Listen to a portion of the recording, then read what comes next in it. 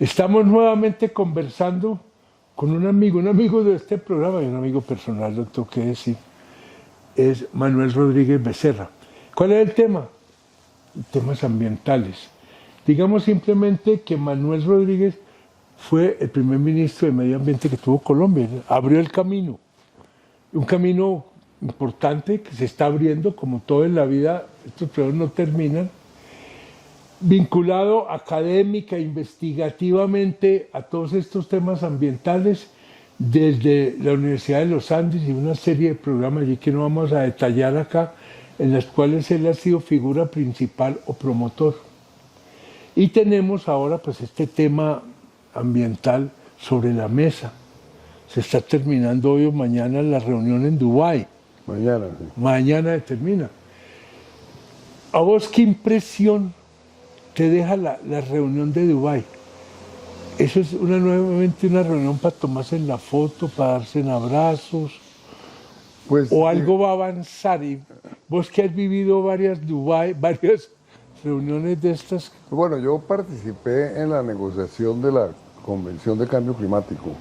¿Qué año? En el año, la negociación se realizó entre 1989 y 1992. Eso duró 3 años la negociación.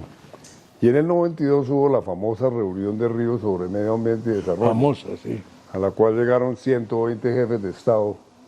Y ahí firmaron los 120 jefes de Estado, más los representantes de los otros 80 países o cosas por el estilo, esa convención. ¿Quién firmó? ¿Quién era el presidente de Colombia? Recordemos. Era César Gaviria. César Gaviria. Vos viste, María, esto arranca con César Gaviria. Pues. Sí. Entonces, incluso de regreso de la conferencia de Río, yo escribí un libro que se llama Relaciones Ambientales y Relaciones Exterior Internacionales y Crisis Ambiental. Eso fue en el 93 que escribí ese libro. En esa época es muy interesante la expectativa que todos nos formamos, es que el tema del cambio climático se iba a resolver en la siguiente Había década. esperanza. Sí. Y la primera meta que se fijó en la Convención de Cambio Climático es que la emisión de gases de efecto invernadero en el año 2000 sería igualita o equivalente a la que ocurría en el año 1990. O sea, 10 años sin moverse. Sin moverse. Era la meta. Era la meta. Entonces, claro, siendo esa la meta, pues la esperanza era que ya hoy, y después vino el protocolo de Kioto, que fue otra gran... Esa meta no se cumplió, pero vino el protocolo de Kioto, que también fue un convenio como parte de un tratado internacional en el marco de la Convención de Cambio Climático. Entonces había unas esperanzas tales que muchos pensábamos, tanto científicos como que finalmente el tema, digamos 30 años después, para decir algo, hoy en día, ya estaría en vía de resolverse. Y hoy lo que tenemos es que la crisis, en el caso del cambio climático, es más profunda que la de hace 30 años. Porque la emisión de gases de efecto invernadero en los últimos 30 años aumentó en un 60%. Y son unos países. Sí. Y por otra parte son unos pocos países. Históricamente, 20 países son los responsables del 70% de las emisiones. Y hoy en día, eso es histórico, hoy en día 10 países aproximadamente son responsables del 80% de las emisiones. Imagínense. De las emisiones de gases de efecto invernadero, en particular de aquellas provenientes de la quema de combustibles fósiles, sea carbón, petróleo o gas. ¿Y esto tiene que ver con procesos de industrialización directamente? No, pues uno tiene que recordar lo siguiente, digamos, la revolución industrial fue la revolución del carbón. Del carbón, claro. Y posteriormente la revolución del petróleo y del gas y otras tecnologías. Pero como dice el famoso economista Deaton, Premio Nobel de Economía, la humanidad, a partir de esa gran revolución industrial, él dice, se produjo el gran escape de la miseria. Pues, ¿no? En 1820 el 90% de los habitantes de la Tierra vivían en la miseria. Y no pobreza y no miseria. 200 años después vive por ahí el 9% en la miseria. ¿El costo lo pagó la naturaleza o qué? Y el costo lo pagó la naturaleza, así de claro. Entonces Deaton dice, muestra además cómo la economía no creció, digamos, en la era cristiana, no creció hasta la Revolución Industrial. Creció cero. Es que la revolución industrial es ante todo una revolución tecnológica y de energía, de fuentes de energía. Es la máquina de vapor. Es la máquina de vapor. Y la máquina de vapor contemporánea son las termoeléctricas. Es. Y después vinieron otras tecnologías y tal, pero claro, y obviamente, No, pero ahí está el corazón. Y obviamente después el motor de combustión de Otto, ¿no? Con la gasolina, etcétera, etcétera.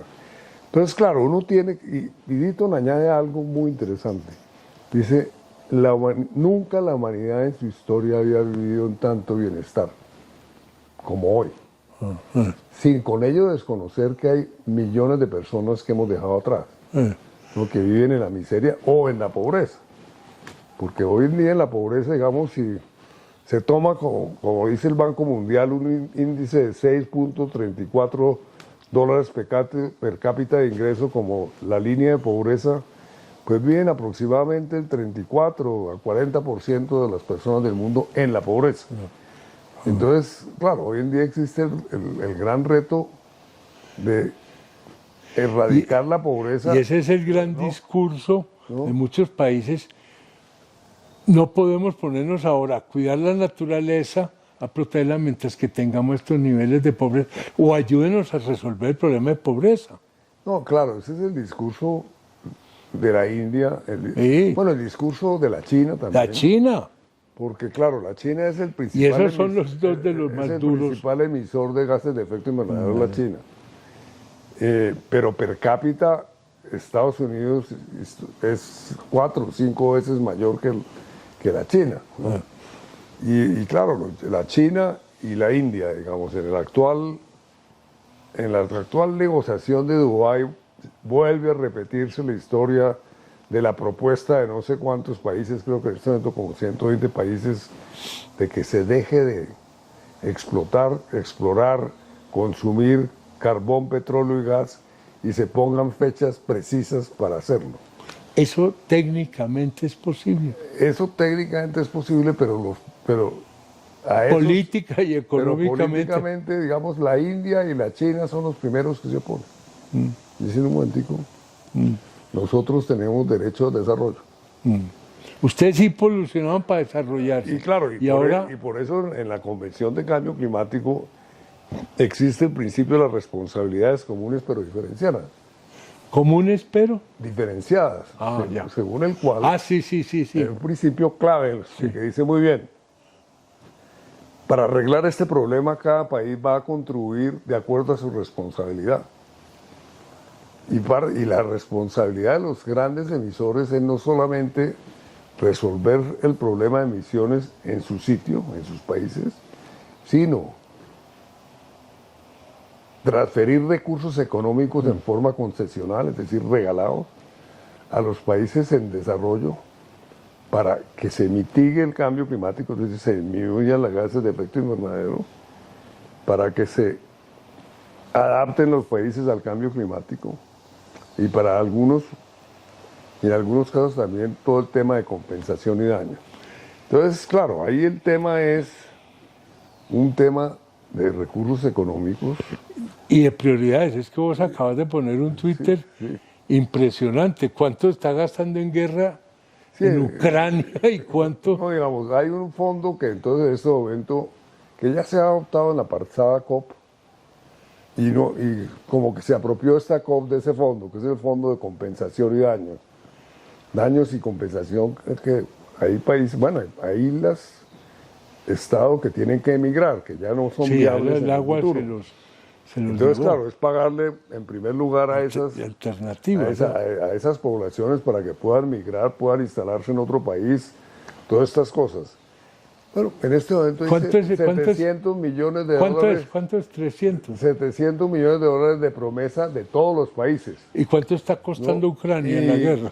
Y Ucrania todos los países de Ucrania, entre la Unión Europea y Estados Unidos, en este año y medio llevan $90.000 millones 790.000. en armamento y en infraestructura para la guerra, aparte de otros miles de millones de dólares para la cuestión social en Sí, Ucrania, ya para la atención de Entonces, población. supera los $100.000 millones de dólares. Y nos quedamos acá Y es muy interesante porque en el año 2009 los países desarrollados se comprometieron a hacer un fondo de 100.000 millones, que giraría $100.000 millones de dólares al año a los países en Eso desarrollo fue hace 14 para la años. mitigación y la adaptación. Y eso ha Y llegado a eso fue cuánto? hace 14 años. 14 años. Nunca se han cumplido. Nunca. Solamente se cumplió el año pasado la cifra de 100.000 millones de dólares de acuerdo a los países desarrollados. Pero muchos países en desarrollo dicen, momentico, auditemos la cosa porque ustedes están ahí sumando, Están inflando, realmente inflando y cosas están- que no son. que no son. Como en el pasado, por ejemplo, sumaron todos los créditos internacionales de la banca multilateral para construir un metro. Que porque eso era Sí. una medida, pues claro, el metro no emite gases de efecto invernadero, pero el metro no se está construyendo por razón de las emisiones de gases de efecto invernadero, sino por otros problemas Problemas de sociales, movilidad y de etcétera. movilidad, etcétera, etcétera. Entonces, ahí se da uno cuenta, los países africanos que la tienen muy clara, ellos dicen, miren, nosotros necesitaríamos para disminuir los gases de efecto invernadero y para la adaptación del orden de 350.000 a 700.000 millones de dólares al año. Al año. Al año, la Unión Africana, que digamos como continente está muy unido frente a las negociaciones internacionales, hacen este tipo de estimaciones. América Latina no, tiene una... América eso Latina es está totalmente fragmentada. fragmentada, ¿no? ¿cierto? Ahí no hay una Y posición. no hay una posición y nadie ha hecho los cálculos. No hay una de cifra, cuánto- inclusive. No hay una cifra, ni ese tipo de cosas. Entonces, claro, el tema finalmente de Dubái, que es la pregunta que me hacías, No, pero ya lo que da. pues, ¿cuál es el tema? Que finalmente lo que hoy sabemos muy claramente es que los países responsables por la emisión de gases de efecto invernadero, si bien hacen compromisos, no los cumplen. Faltones. Entonces, faltones Son totales. faltones para No, firmar, no para la los cumplen. foto. Me monté en el Pero avión digamos, en este momento, y reparten, acuerdo de reparten París- pinos, reparten el platica. Acuerdo de París, tal como se estableció, hoy en día colocaría al mundo en una situación de 2,5 grados centígrados a 3 grados centígrados. O sea que la meta definida por los mismos países para disminuir los gases de efecto invernadero no son suficientes para llegar al 1,5 Sí, grados para lograr centígrados, realmente la para estabilización. llegar a ese umbral. Sí. Pero más grave aún, ayer estaba mirando una publicación que muestra cómo todos los grandes emisores, sin excepción, no están cumpliendo con los compromisos de reducción de gases de efecto invernadero a los cuales se comprometieron en el Acuerdo de París en 2015 y que después reajustaron en 2020, 2021. No están cumpliendo. Es una gigantesca hipocresía de los ricos. Entonces, por eso es que yo digo un momentico. Lo que se sabe ya de la historia de la Convención de Cambio Climático es que los principales emisores de gases de efecto invernadero se comprometen a unas cosas que nunca cumplen. Que o de las entrada cumplen saben muy que a no la medias. van a cumplir y que no hay cómo exigírselas. Así es. Y no hay cómo exigirse. Es que es la cosa, entonces, Es el otro ñao, hacen así, es. sigue. A mí me impactó Entonces, digamos, mucho. no ha habido una decisión contundente de los países emisores. Hay mucha demagogia. Y de alguna manera a los políticos globales les ha servido, a los políticos de los grandes países y también a los países en desarrollo, les ha servido estas COP para sacar pecho y tal. Incluso nuestro presidente saca pecho con la COP. Ahora hablamos de Petro un momentico. A mí me impactó que vi que habían estado, digamos, con representación inscritos, ¿cómo llamarlo? Lobistas de prácticamente todas las grandes multinacionales de petróleo, de carbón, estaban allá haciendo negocios. Eso siempre ha sido así. Pero ahora hubo más. Eso aumenta. Eso no es etcétera, una etcétera. novedad. No, no es una novedad, pero es muy grave. Pero fue Muy 29, grave algo porque así. inciden mucho en todo el proceso de Y la habían migración. dicho, tal vez leí que en la anterior habían sido 10 y se disparó esta cosa. Se Pero de todas disparó maneras, esta esa cosa. es la situación. No, porque eso muestra que no hay coherencia. Sí, no hay coherencia y no, y el punto es que en últimas, en la esencia del asunto es que los países responsables, de los cuales dependen el 80% de las emisiones de gases de efecto invernadero representadas en esos países principalmente en carbón, petróleo, gas, pues simplemente se comprometen a cosas que no cumplen. De entrada saben de Entonces por eso no era difícil prever, yo escribí un artículo antes de que comenzara, una columna en El Tiempo desde que comenzara, y dijo, esto fracasa. Ya sabemos, ¿no? ya les puedo anunciar Ya se Puede puede. que la declaración sea muy bonita, pero los resultados, No, y seguramente van a salir los países como cada año, ¿no? Y sacando pecho. sacando pecho, diciendo que no sé qué y que se logró. Mientras no sé, tanto, ¿no? el deterioro climático sigue acelerado. Ya, ya. Ahí hay una cuestión que lo comentábamos ahora antes de empezar a esta conversación, que me parece importante que le abramos un espacio, porque creo que para todos nosotros es un tema central. Y es, llamémoslo así, Gustavo Petro y el tema del medio ambiente. ¿Sí? Sí, sí. Yo no soy, pues, no soy exégeta del pensamiento de Gustavo Petro, pero creo que para casi cualquier persona es claro que si alguna bandera lleva a Gustavo Petro, si con alguna bandera se identifica y busca promoverse, yo estaría pensando, estaría la bandera con la cual yo quisiera pasar a la historia, no solo en términos colombianos, sino universales, es el cambio climático. ¿Vos cómo ves? Yo creo que en general la agenda ambiental. O ambiental, sí, no me Porque equivoqué. no solamente es el cambio climático. No, es el tema ambiental, tenés razón. Porque digamos, los dos programas de más alta jerarquía en la crisis ambiental mundial es el cambio climático y el declive de la biodiversidad. El cambio climático, ya estamos viendo las consecuencias en los cambios climáticos, en los eventos climáticos extremos, ¿no? En los huracanes, en las olas de calor, en las inundaciones que hemos tenido muchas en Colombia. Ahora parece que viene una época de sequía muy fuerte, muchos de ellos atribuibles al cambio climático. Y por otro lado tenemos el declive de la biodiversidad, que la gravedad del declive de biodiversidad se sintetiza en que la pandemia del COVID-19 se originó por el declive de la biodiversidad, por la deforestación en una provincia, en la provincia de Yunnan, que llevó a una proliferación de los murciélagos por carencia de depredadores, y a su vez esos murciélagos entonces infectaron otras especies de mamíferos que son tradicionalmente alimento para las comunidades rurales en esa provincia, y esas comunidades rurales que emigraron a las ciudades llevaron ese patrón de consumo y comenzaron a consumir esos bichos infectados, etcétera, etcétera. Digamos, es compleja toda la transmisión del... Pero bueno, simplemente estoy indicando con eso que es tan grave el declive de la biodiversidad que... Ahora, Colombia, digamos, la responsabilidad de Colombia en la emisión de gases de efecto invernadero fracción, pues es 0.58% a nivel global, ¿no? Ahí no está el problema. Pues. De ese 0.58%, del 100% de nuestras emisiones, el 59.2% procede de la deforestación.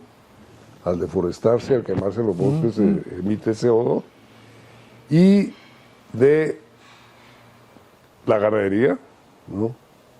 El 14.2% de las emisiones de gases de efecto invernadero es la digestión entérica del ganado en Colombia, equivalente al sistema de transporte, ¿no? Y también algo de los cultivos agrícolas, 59.2%. O sea que nuestra agenda claramente está en detener la deforestación. digamos, nuestra alta prioridad. Y al detener la deforestación y hacer restauración de bosques, etcétera, etcétera, pues no solamente es un tema que tiene que ver con la emisión de gases de efecto invernadero, sino que proteger los bosques de las diferentes regiones del país significa proteger la diversidad biológica, significa proteger las cuencas hidrográficas, ¿no? Significa, en el caso de la selva amazónica y en la selva del Pacífico, proteger proteger los ríos voladores, porque ambos tienen... Explica qué son los ríos voladores, entonces, creo que muchos que nos oyen... Sí, hay... Bueno, los ríos voladores... No, en dos palabras. Los ríos voladores, básicamente, para tomar el Pacífico y la selva pacífica y la selva amazónica. Son dos selvas profundamente húmedas. Húmedas. Húmedas, ¿no? El 50% de la evaporación de ese vapor de agua se vuelve a llover en la región amazónica, pero el otro 50% vaga por el mundo en los denominados ríos voladores. Ese es el río volador. Que además también lo conforman unos nubes que vienen del Atlántico, etcétera, etcétera, pero los ríos voladores de la región amazónica son claves. Y digamos, de los ríos voladores de la región amazónica depende en buena parte la precipitación en la sabana de Bogotá, en Quito o en Sao Paulo, para mencionar como un ejemplo. Entonces, el tema con los ríos voladores... E internacionalmente. Y entonces, y a su vez, los ríos voladores... Porque me decías ahora del Tíbet. Se ha mostrado recientemente cómo el ciclo del agua de la meseta del Tíbet depende muchísimo de la deforestación de la región amazónica, que en los periodos durante 40 años se le hizo seguimiento, durante los periodos de deforestación de la región amazónica se ha visto variaciones temporales en el sistema de precipitación de la meseta del Tíbet. ¿Eso está a cuántos miles de kilómetros? A 14.000 kilómetros. A 14.000 kilómetros. Es un fenómeno universal. Y allá, en esa meseta, nacen 10 ríos, de la cual dependen 1.500 millones de personas. Ojo que las cifras son... Ahora, entonces, esto se relaciona a su vez con lo que se llama el tipping point o el umbral de deforestación de la región amazónica. De acuerdo a Nobre y Lovejoy, que recientemente murió, el umbral de deforestación de la región amazónica está del orden del 25%. Y en este momento estamos... Como en el 21%. Estamos llegando. Y que si se lleva más allá del 25%, el bosque comienza a colapsar. Colapsar significa que comienza a convertirse en sabana la región amazónica. Con lo cual, pues, se pierde y comienza a colapsar porque se perdió la superhumedad. Y esa relación... Es la condición, sí. Y esa relación suelo húmedo, obviamente vegetación húmeda, evaporación, atmósfera, ríos aéreos, etcétera, etcétera. Entonces, es toda la cadena de la vida. Entonces, claro, hoy en día el tema de la deforestación en la región amazónica con frecuencia se dice que es muy grave por el cambio climático. Claro que es grave por el cambio climático, pero es grave por la protección de las aguas superficiales, es grave por la pérdida de diversidad biológica y es grave por la desestabilización de los ríos voladores. Entonces, claramente, digamos, en el interés internacional debería existir claramente la ayuda económica para proteger la gran cuenca de la región amazónica, porque eso no es un problema pues que afecte simplemente a Colombia, a Perú, Bogotá, Ecuador. Que se queda en agua, ¿no? Es que puede afectar a 1.500 millones de personas en el Asia. En el Asia, imagínense. ¿No? Y claro, las variaciones de precipitación puede llevar a hambrunas. Eso no es cualquier cosa. Eso se dispara y ahí sí comienza el fin del mundo. Es que fíjate una cosa, yo creo que mucha de la atención, y hay que decirlo del presidente Petro, entre otras, es todo el tema de la transición energética. No, Petro como que tiene dos temas. No, es que él maneja dos discursos. Él maneja el discurso de la protección de la región amazónica Y no solamente es el discurso, sino que su gobierno ha apropiado los recursos suficientes Se ha movido en esa dirección. para restaurar 758.000 pero hectáreas hay que abonarle de eso al bosque. presidente, el gobierno. Colombia nunca ha tenido esos recursos De económicos tamaño, para no. ese. Y también ha apropiado los recursos para derrotar la deforestación, aunque eso es menos claro cuál es la estrategia para derrotar la deforestación. ¿Y hay qué papel juega Brasil y juega Lula? Bueno, Lula tiene también como uno de los... Él ha dicho que de aquí al fin de su mandato, o de aquí al año 2030, van a reducir la deforestación a 0 en Brasil. Que no sé si eso va a ser factible o no, pues digamos, hay muchas complejidades, pero digamos, Lula está en la misma agenda de Petro. Ahí coinciden, ¿no? Y ambos están de acuerdo en buscar recursos económicos masivos a partir de la responsabilidad que tienen los países ricos en relación con que no se desestabilice, por ejemplo, el ciclo del agua. Es que es un tema de seguridad global. de vida para ellos, además. Totalmente. Esto no es regalando Totalmente. plata. Así Esto es es. garantizando que la vida Eso- pueda continuar. eso no es una Y limosna. No, eso no es una limona. Vea, llévense la plata y no jodan más. Así es. ¿Y hay alguna posibilidad de que eso finalmente empiece ya a cuajar? Pero es que Pues qué como- pálpito tener, ¿no? Como Pero el tener una mundo bola hoy de en día, como el cristal. mundo hoy en día, hoy la prioridad es la guerra, Sí. son las guerras. Es la destrucción y no la vida, como diría Petro. Entonces Petro en eso, digamos, en su discurso tiene razón. En otras partes del discurso, en sus diagnósticos, etcétera, a veces equivocado. No, y la parte Y energética. en la parte de la transición energética yo creo que está equivocado. Sobre eso yo he arguido muchísimo y mucha otra gente. Estamos de Porque él acuerdo. dice hay que suspender la exploración y explotación No. de carbón, petróleo y gas.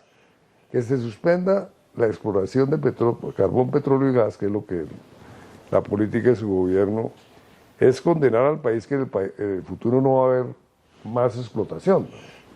Y las finanzas. Y eso tiene un efecto nulo en relación Sí. con la emisión de gases de efecto invernadero. Porque obviamente la oferta que deja de hacer Colombia en carbón, Pum, de petróleo y una. gas, aparece otro productor y la va a llenar. Así que en términos de emisión de gases de efecto invernadero es nulo. Vea, usted y yo podríamos hablar aquí hasta mañana. El problema es que nos acabó el tiempo. Manuel Tema. Seguimos, Manuel. Muchas gracias. Muchas Sí, gracias. no, Yo creo pero que aquí podemos da seguir una en el luz. Hay futuro. que seguirle, hay que Y seguirle. ahí está mi libro, Y aquí. el libro de presente y O sea futuro. que tarea ahora para fin del de medio- año. el Se llama presente y futuro del Presente medio y ambiente. futuro del medio ambiente en Colombia. Lo provocó debate. Esto no es una cuña. Es un Pero yo complemento claro que a mí sí, a yo nuestra- hago la cuña No lo he leído. para que compren el libro, porque claramente pues yo lo escribí para que la gente lo lea. Claro, no. Y hay buena parte, bueno, todo lo que he dicho aquí Está acá. está en el libro en extenso. ¿Sabes? Que le interesa profundizar en el tema, aquí lo encuentra. Manuel, muchas gracias. Gracias a ti por la entrevista.